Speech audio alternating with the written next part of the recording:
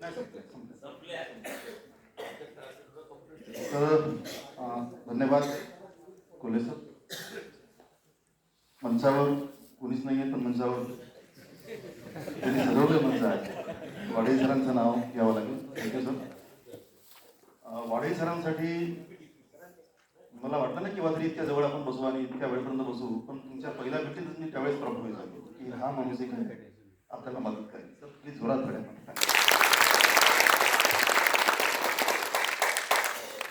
आणि गरज पडली तर आम्ही इंटरव्हेन्शन करू शकतो कोविडामध्ये. आपली तयारी असेल तर आपण, कारण सगळ्यांचा न्याय एका वेळेस होऊन जाईल, म्हणजे ती पण तयारी करू. नागपुरे सर, खंगार सर, दिशाताई, शालूताई, गोविंदजी, मनोजजी, सगळी मंडळी आहेत या ठिकाणी आहेत, सन्माननीय मंडळी आहेत, नावं घेत नाही आहे. दुसरी सभा आहे आपली अखिल निवड विकास समितीची. 3 वर्षांच्या अगोदर आपण या शहरात बसतोय आपण, आणि कदाचित इतिहास निर्माण होईल असं चित्र मला या ठिकाणी पाहायला मिळतं. निवड समाजाला इतक्या शांतपणे इतक्या तासांपर्यंत बसताना कधीच नाही पाहिजे. सगळे कुठल्याही मेळाव्याच्या कुठल्याही मिटिंगमध्ये जा, मुलं बाळं असतात ते धावतात, त्यांच्या आया त्यांना ओढतात, बसवतात. आणि हे चित्र मला सिरुलकासच्या कॅडरची बैठक आहे असं वाटतं मला. त्याला कॅडरची बैठक म्हणून आपण अशी कॅडरची बैठक मला या ठिकाणी वाटत आहे. तर एक प्रबोधन आतापर्यंत झालेलं आहे इतक्या वर्षांपासून, आणि त्याचा हा परिणाम आहे. या सगळ्या मंडळींना आपल्याला धन्यवाद द्यावा लागेल. मुखर्जी असेल, मूर्ती लहान पण कीर्ती महान ज्यांना आपण नेहमी म्हणतोय, मनोजजी असतील, हे 2 धुरंधर आहेत. पुन्हा आणखी बरीचशी नावं आहेत, पण यांनी मात्र खूप मेहनत घेतलेली आहे. सुरुवातीला सांगून देतो की आतापर्यंत जे नव्यानं मटेरियल मिळालेलं आहे, जे 2016ची माझी पुस्तक आहे, 2016-2019 3 वर्ष मी महाराष्ट्रात सगळ्या जिल्ह्यात जवळपास मला वाटतं 6-7 जिल्ह्यात फिरलो त्यावेळेस. धुळे, नंदुरबार, जळगाव, नाशिक, सगळ्या आरक्षणाच्या परिषदांना मी गेलो आणि हातात काहीच नाही लागलं खरं तर. ही सगळी मंडळी जी आहे मंडळी शेड्यूल ट्राईबचं आम्हाला आरक्षण द्या असं मागणी करतात. त्यांच्या मनामध्ये आजही वाडेसरांनी मगाशी जे सांगितलं आहे की आम्ही पालखीचे भुई आहोत, आम्ही राजांची पालखी उचललेली आहे आणि त्या महाराजसोबत कोण बसणार आहे, ही भूमिका त्यांची पक्की ठरलेली आहे. तरी एवढं सगळं असताना आपण नाशिकच्या बैठकीमध्ये एके भोई आणि एसके भोई दोन्ही भोई असताना आपण एक ठराव पास केला की यानंतर हा संबंध महाराष्ट्रातील भोई समाज जो आहे हा केवळ एसटीचं आरक्षण मागेल, एसटीचं आरक्षण मागणार नाही. नाशिकची ती ऐतिहासिक सभा होती, पण त्या सभेनंतरही मात्र जे मोर्चे निघाले ते एसटीचे निघाले. त्याच्यामुळे आम्ही मग ठरवलं की काही आपल्याला बाकींची साथ मिळणार नाही. भंडारा आणि गोंदिया हे जे 2 जिल्हे आहेत, या 2 जिल्ह्यांवर मोठा अन्याय झालेला आहे.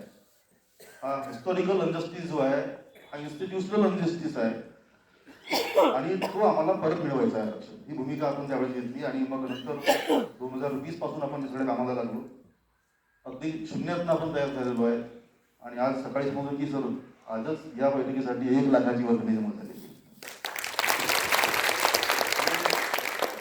हे यासाठी सांगतोय मी, महात्मा गांधींची मला एक गोष्ट सांगावीशी वाटते. त्यांनी 1 महिन्याचा वेळ दिला गांधींनी की मला 1 कोटी रुपये पाहिजे. त्यांनी टिळक फंड जाहीर केला. टिळकांचा मृत्यू झाला होता आणि टिळक फंडामध्ये गांधींना हा देश पुढे नेण्यासाठी त्यांना पैशांची गरज होती. गांधींनी ऑर्डर दिला की मला 1 महिन्यामध्ये 1 कोटी रुपये त्यावेळेस पाहिजे. त्यावेळेस 1 कोटी रुपये. आता 1 महिना जवळजवळ झाल्याच्या नंतर सुद्धा साधारणतः 93-95 काहीतरी लाख रुपये जमा झाले. शेवटच्या तारखेला गांधींनी बैठक घेतली, पैसे मोजा किती झाले, आणि पैसे काही 4-5 लाख रुपये कमी होते. गांधींचं काय म्हणणं होतं? गांधी असं म्हणाले की माझ्यावर लोकांचा विश्वास नाही. मी 1 कोटी म्हणालो आणि 5 लाख रुपये कमी आहे, आणि ज्या लोकांचा माझ्यावर विश्वासच नसेल त्याचे पैसे मी घेऊन काय करू? पैसे परत करा. आता कल्पना करते गांधी होते.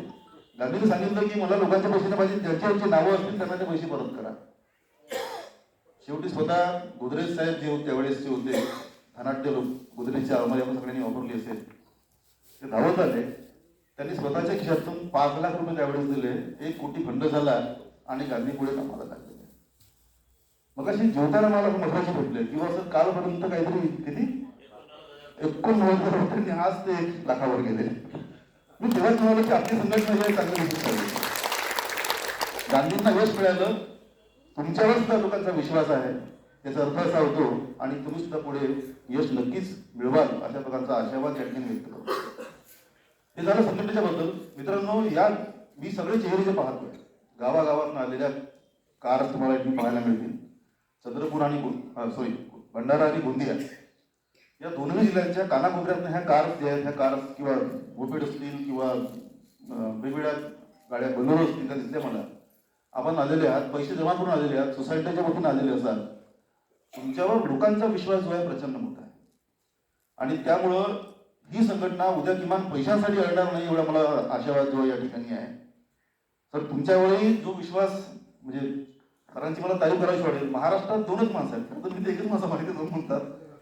एकच माणूस आहे की त्याच्या समाजाचा विश्वास आहे. मी 4-5 फोन त्यांच्या समाजाच्या दुसऱ्या माणसाला केले. म्हणलं हे आपली केस आणि धुब्याची केस सारखी भाऊ, आपण लढूया. माझे साधारणतः 1.5 वर्ष वाया गेले. त्या 100% फोन नव्हत होतो मी नागपूरच्या. आणि तो कोण आहे नंतर मला माहित पडलं. 1.5 वर्षानंतर मला चांगला माणूस भेटला आणि ते म्हणजे वाढीस. तर माणसं जे आहेत ते माणसं महत्वाची असतात आणि त्यामुळं ही संघटना जी आहे, ही संघटना पुढे नक्कीच यश मिळवेल हा आशावाद सुरुवातीलाच मी व्यक्त करतोय. मित्रांनो, ही आपली जिंकलेली लढाई आहे. मी वारंवार एकच वाक्य बोलतोय, ही लढाई आपण जिंकलेली आहे, फक्त तारीख आपल्याला माहित नाही किंवा जिंकणार आहोत. ही लढाई आपण हरत नाहीये. याचा शेवट जो आहे, शेवट आपल्या विजयामध्ये होईल हा विश्वास आपल्या सगळ्यांना आहे. कारण सगळे प्रूफ जे आहेत, हे एव्हिडन्स जे आहेत, ते सगळे ब्रिटिश काळापासूनचे आहेत आणि एकही एव्हिडन्स जो आहे हा आपल्या विरोधामध्ये आहे.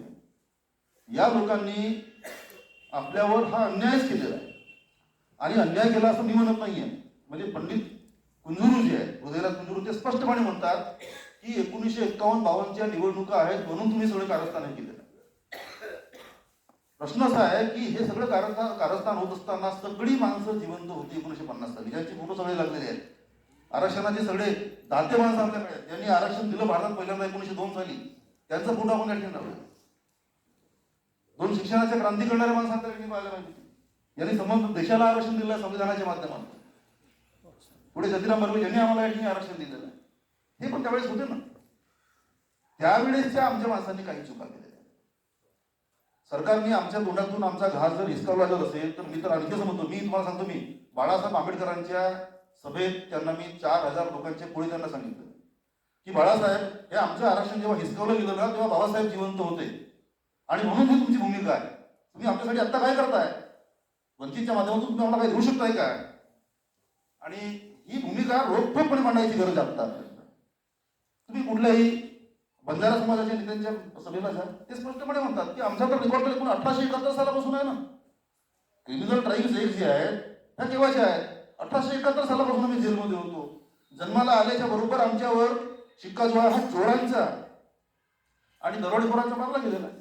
तुम्ही आम्हाला दिलं काय? ते अजून ओबीसी मध्ये येत. आणि मग ह्या चुका झालेल्या आहेत. ह्या चुका झाल्या म्हणून ताकदीनं बोलायची गरज आहे. मात्र आता तुम्हाला जर मिळवायचं असेल तर न घाबरता प्रत्येकाच्या तोंडावर आपल्याला बोललं पाहिजे की हो, आमच्यावर हा इनजस्टिस झालेला आहे, आम्ही विक्टीम आहोत आणि खरे त्याचे कारस्थान जे आहे, कारस्थान उघडं होतं ना. म्हणजे त्या द्रौपदीचं वस्त्रहरण जेव्हा होत होतं तेव्हा सगळ्यांनी पाहिलं ना. ही भूमिका जी आहे, भूमिका आपण आणखी पाहिली पाहिजे आहे की आमचं जेव्हा हिसकावलं गेलं तेव्हा तुम्ही जिवंत होते, काही नाही केलं. आणि म्हणून तुमची आता काहीतरी करायची वेळ जी आहे, वेळ आता आलेली आहे, त्यांना समजावून सांगितलं पाहिजे. ब्रिटिश भारतामध्ये आले 1901 साली. एक डिपार्टमेंट जे आहे भारतामध्ये स्थापन झालं होतं. हे सगळे डिपार्टमेंट जे आहे ते जनगणना 1871 सालापासून जनगणना होऊन गेली भारतामध्ये. पण त्याच्यानंतर जातींचा अभ्यास जो आहे 1901 ची पहिली जनगणना. 1901 असेल, 1911 असेल, 1921 असतील आणि शेवटचे 1931, 4 जनगणना ह्या जातींच्या आधारावर झालेल्या. माहीत पडलं पहिल्यांदा की काही जनगणना केल्याच्या नंतर जाती आणि जमाती ज्या त्या मागास केल्या. आरक्षणाची सुरुवात तुम्हाला माहिती आहे कशी झाली? आईने मगाशी घोड्याचं उदाहरण दिलं होतं. वस्तुस्थिती ब्रिटिशांच्या अगोदर त्यांनी आपल्याला आरक्षण दिलेलं आहे. पण ब्रिटिशांनी जे देऊ केलेलं आहे ते भारतीयांना, भारतातील मुसलमानांना त्यांनी पहिल्यांदा दिलं. 1906 साली मुस्लिम लीग नावाच्या पक्षाची स्थापना झाली आणि मुस्लिम लीगनी मागणी केली की आम्ही हिंदूंच्या तुलनेमध्ये थोडेसे मागासलेले आहेत. सगळ्याच्या सगळ्या नोकऱ्या ज्या आहेत त्या ब्राह्मणांना मिळतात, ब्राह्मण शिकलेले आहेत, त्या ब्राह्मणाच्या तुलनेमध्ये आम्हाला काहीच मिळत नाही आणि मग तुम्ही आम्हाला आरक्षण द्या ही मागणी मुस्लिमांनी केली. आणि आरक्षणाचा पहिला कायदा 1909 साली हिंदूंच्या कुठल्याही जातीसाठी नाही बनला, तो मुस्लिमांसाठी बनला. गव्हर्नमेंट ऑफ इंडिया 1909 आणि 1909च्या कायद्यामध्ये मुसलमानांसाठी पहिल्यांदा आरक्षण दिलेलं आहे. आरक्षणाचा अर्थ अजिबात नोकऱ्यामधलं आरक्षण होत नाही, हे तुम्हाला मला सांगावं असं वाटतं. नोकऱ्यांतलं आरक्षण जे आहे, जे आता आम्ही मिळवतोय, ते केवळ आणि केवळ पोटा पाण्याची रोजी रोटी आपल्याला ज्याला म्हणता येईल. आरक्षणाचा खरा अर्थ होतो आहे your representation in the assembly, तुमचं प्रतिनिधित्व त्या ठिकाणी आहे का. आणि ही सुरुवात जी आहे, सुरुवात मुसलमानांसाठी झालेली आपल्याला पाहायला मिळेल 1909 साली. याचे वादंग माजले, तुम्ही त्यांना दिलं तर कसं दिलंय. याच्यावर शिक्कामोर्तब पुन्हा एका माणसाने केलंय, त्याचं नाव आहे लोकमान्य टिळक.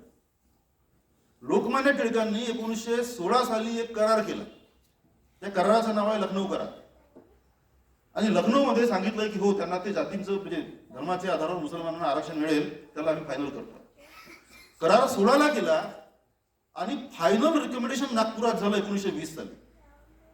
1920ला नागपूरला अधिवेशन झालं काँग्रेसचं आणि त्या ठिकाणी ठराव पास केला गेला लोकमान्य टिळकांच्या उपस्थितीमध्ये.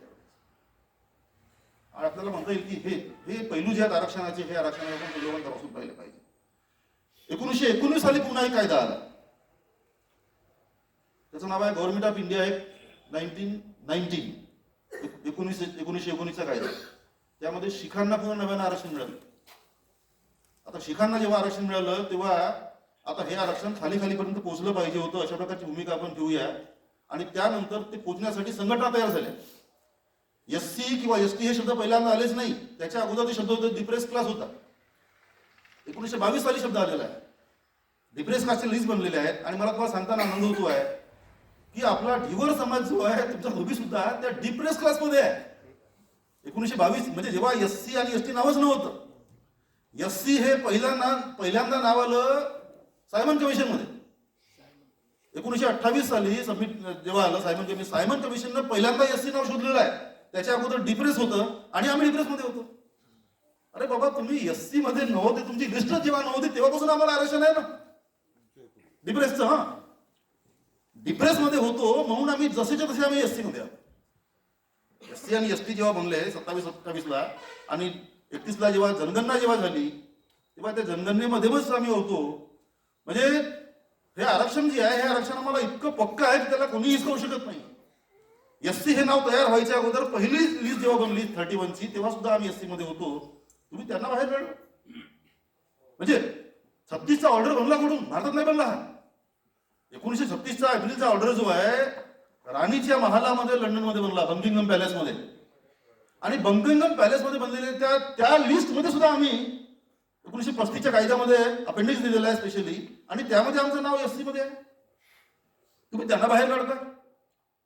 50 पर्यंत आम्ही एन्जॉय केल्याच्या नंतर एका अहवालामध्ये किती आमचे विद्यार्थी होते, त्यामध्ये किती कोणत्या हॉस्टेलमध्ये होते त्याची पण लिस्ट आमच्याकडे. त्याची नावं आम्हाला मिळणार नाही, पण ती लिस्ट जी आहे ती लिस्ट आहे. त्यामध्ये त्या जातींची नावं तुम्हाला पाहायला मिळतील, त्यांची किती संख्या होती, ती कोणत्या हॉस्टेलमध्ये शिकत होती त्याची पण नावं तुम्हाला पाहायला मिळतील. आणि त्यामुळं आपण पाहतोय की हे सगळे आमचे हक्क जे आहे, म्हणजे अरे तुमच्यापेक्षा आम्हाला ब्रिटिश परवडले ना.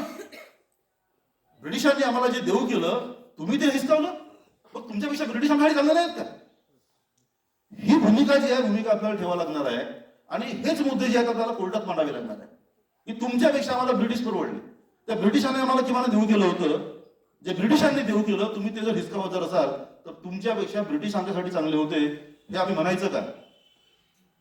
आणि म्हणून त्या गोष्टी ज्या आहेत आपल्याला त्या अँगलनी सुद्धा आपल्याला तपासून पाहाव्या लागणार आहे. 32चा पुणे करार झाला.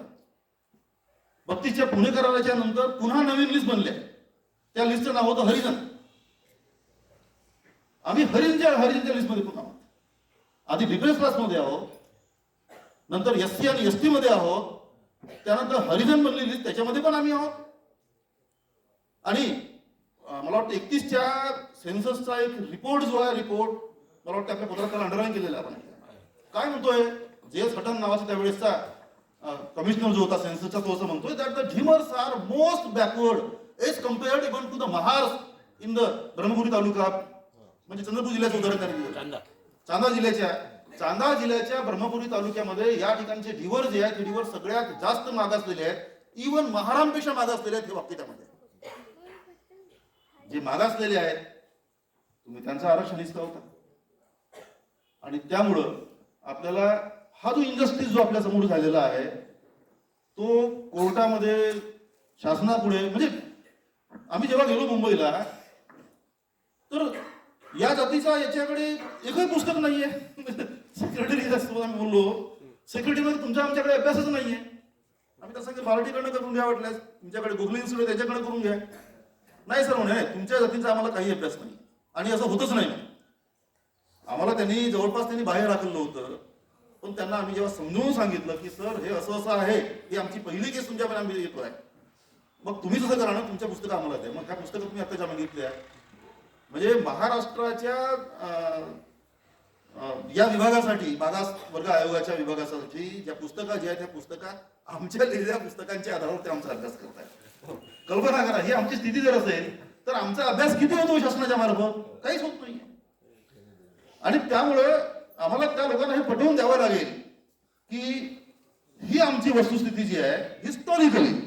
आमचे जे आणखी लोक सांगतात की बाबा आम्ही तर त्या, अरे बाबा तुम्ही शिवाजींच्या पालख्या उचलल्या ना, त्याच्याही अगोदर प्रभू श्रीरामाची नावच चालवली आम्ही. म्हणजे तुमच्या पालख्यांसाठी तुम्ही खुश जर होत असाल तर संबंध भारतातल्या सगळ्या निषादांनी, भोयांनी, ढिवरांनी तर आणखी खुश व्हायला पाहिजे, कारण श्रीराम आमच्याच नावेत बसलेत ना. पण जे प्रभू श्रीराम ज्यांच्या नावेत बसलेत त्यांची अवस्था त्यावेळेस पण कशी होती आणि आज पण कशी आहे? शेकडो किंवा हजारो वर्षांपासून क्षत्रियांना आणि ब्राह्मणांना तोच अधिकार मिळालेला आहे, ते राजेच आहेत. आणि शेकडो वर्षांपासून आम्ही जे आहोत पालखीचे भुई, पालखीच्या खालीच आम्ही राहणार आहोत का? म्हणजे तेव्हा सुद्धा हिस्टॉरिकली तुम्ही आमच्यावर अन्यायच केला ना. तो कोण? एकलव्य, ज्यांनी अचूक असा निशाणा साधला आणि त्या कुत्र्याच्या तोंडातले दात त्यांनी पाडून त्याचा आवाज जेव्हा बंद केला तो आमचा माणूस होता. तुम्ही काय केलं? तुम्ही तेव्हाही आमचा अंगठा तोडला ना. तुमच्याकडे जे अधिकार होते तुम्ही तेव्हा काय केलंय? तुम्ही तेव्हा सुद्धा आमचा अंगठा तोडला. आणि आता सुद्धा तुम्ही आमची लेखणी जी आहे किंवा पुस्तकं जी आहेत हिसकवायचे काम करतात. ही भूमिका आपण मांडली पाहिजे. मला असं वाटतं की या दिशेमध्ये तुम्ही आता, कारण बोलणार पण नाही आहे की मी, तुम्ही जी सूचना दिलेली आहे ती सूचना अशी आहे की दुसरं वर्जन असं काढा.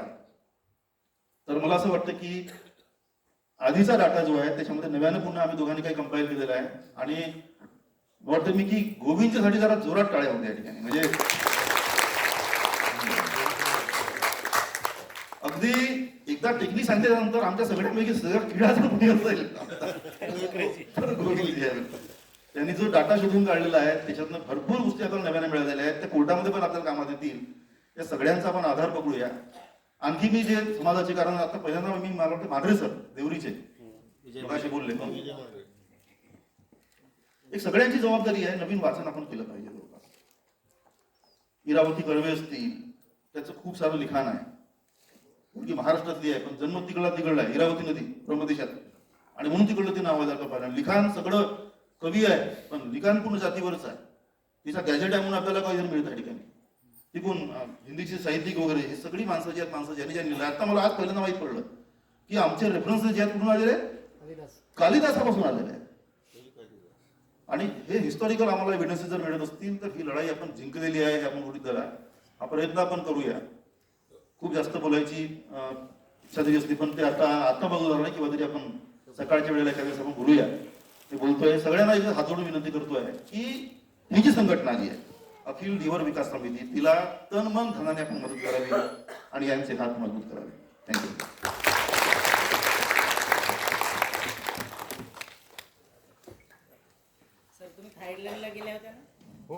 धन्यवाद सर. आपल्या मार्मिक मार्गदर्शनाबद्दल आम्ही आपले सदैव ऋणी राहू. आपल्या मूळ संकल्पनेतून आणि संशोधनातून आणि अविरत अशा प्रयत्नांच्या पराकाष्ठेतून हे जे आरक्षणाचं इवलस रोपटं आहे ते आपण लावलं. सन्माननीय गोविंदभाऊ असेल, मनोजभाऊ असेल, सुरेशभाऊ असतील, त्यानंतर या समितीचे सर्व फाउंडर मेंबर असतील, यांनी त्याला खत पाणी घातलं आणि हळूहळू त्याला पानं फुटली, पालवी फुटली आणि ही हळूहळू बहरू लागली आणि आज तो सोन्याचा दिवस उगवला. जिथं आपण दोन्ही जिल्ह्यातल्या 15 तालुक्यातून, कानाकोपऱ्यातून या ठिकाणी हा चर्चा महासंवाद ऐकण्यासाठी आलेला आहोत आणि इथून एक आपण उज्ज्वल आशा घेऊन जाऊ की हे जे आरक्षणाची ज्योत आहे ही प्रत्येक घराघरापर्यंत, प्रत्येक समाजाच्या बांधवांपर्यंत, मुलांपर्यंत, पत्नीपर्यंत, मुलीपर्यंत, सुनेपर्यंत ती कशी पोहोचवता येईल याची ऊर्जा सकारात्मक आपण निर्माण करू. एकच मिनिट घेतोय. ज्या ज्या कम्युनिटीचा बारकीनं अभ्यास केलेला आहे तो त्यांच्या साईडवरती सगळं अवेलेबल आहे आणि काही रिसर्च प्रोजेक्टवर काम करतात. त्याच्यामध्ये आपलं देखील नंबर जे आहे त्याच्यामध्ये घेतलेलं आहे की to conduct a study on inclusion of your. हे मी दुरुस्ती करायला सांगितलं की त्यांनी DIMAR टाकलं, DSIMAR अशा पद्धतीने तो शब्द आहे. ती दुरुस्ती मी त्यांच्याकडे करून घेतोय. Caste in schedule caste in Maharashtra म्हणजे बारकी आपला अभ्यास करत आहे की याचा हा पुरावा या ठिकाणी मी तुम्हाला देतो. धन्यवाद. धन्यवाद सर. यानंतर शेवटचं अध्यक्षीय मनोगत सन्माननीय समितीचे ज्येष्ठ मार्गदर्शक व फाउंडर मेंबर बावलुके सर, आपणास विनंती आहे की आपण समाज बांधवांना थोडक्यात मार्गदर्शन करावं. थोडक्यात मी बावनकुळे साहेबांचा परिचय देतो. तर समाजाला त्यांचा फार किती परिचय माहित नाही. उदंड असं कितीतरी